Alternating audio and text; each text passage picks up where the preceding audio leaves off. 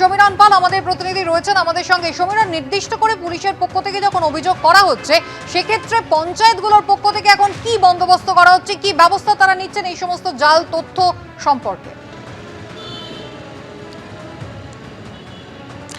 দেখো, পঞ্চায়েত থেকে শুরু করে পুরসভা সকলেই সতর্ক হতে চাইছে, যেহেতু উত্তর চব্বিশ পরগনা একেবারে বাংলাদেশ সীমান্তবর্তী জেলা এবং সেই কারণে পেট্রাপোল এবং ঘোজাডাঙ্গা এই সমস্ত জায়গা থেকে প্রচুর বাংলাদেশের নাগরিকরা আসেন এদেশে এবং তারা যে কোনো সময় ভুয়ো নথি তৈরি করতে পারে এবং বারবার দেখা গেছে বিভিন্ন সময় এই ধরনের ভুয়ো নথির চক্র সক্রিয় হয়েছে এই জেলায়।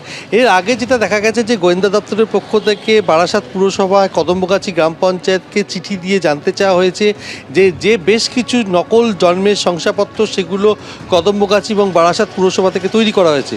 কদম্বগাছি পুরসভায় সেক্ষেত্রে বলা হয়েছে যে মধু মণ্ডল, অর্থাৎ কদম্বগাছি পুরসভার যিনি গ্রাম পঞ্চায়েতের প্রধান রয়েছেন তিনি হচ্ছেন মাধুরী মণ্ডল। অর্থাৎ যে চক্র এই ধরনের শংসাপত্র তৈরি করছে তারা কোনো কারণে ভুল করেছে এমনটাই দাবি।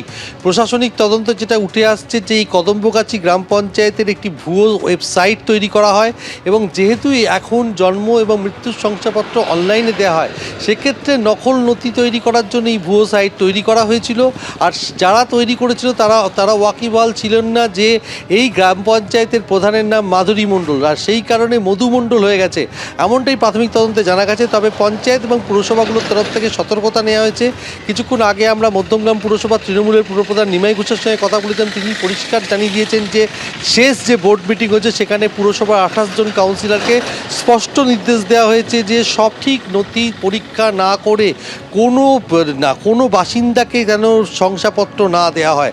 সেক্ষেত্রে পুলিশের সঙ্গেও কথা বলতে হবে, কারণ যে নিয়ম রয়েছে যে যারা ভাড়াটিয়া হিসেবে বসবাস করবেন তাদের বাড়ির মালিককে থানাকে জানাতে হবে লিখিত দিয়ে যে তাদের সমস্ত তথ্য দিয়ে সমস্ত নথি পরীক্ষা করে তবেই শংসাপত্র, অর্থাৎ শংসাপত্র দেওয়ার ব্যাপারে পুরসভা পঞ্চায়েতগুলো সতর্ক হতে চায়। কিন্তু একটা প্রশ্ন উঠে যাচ্ছে যে যেভাবে জাল নথি তৈরির চক্র সক্রিয়, এর আগে দেখা গেছে যে সিকদেশ পুকুরিয়া অর্থাৎ বামুনগাছির কাছে সিকদেশ পুকুরিয়া থেকে মুক্তার আলমকে গ্রেপ্তার করেছে পুলিশ এবং তার কাছ থেকে প্রচুর নথি উদ্ধার হয়েছে এবং নথি তৈরির সরঞ্জাম উদ্ধার হয়েছে।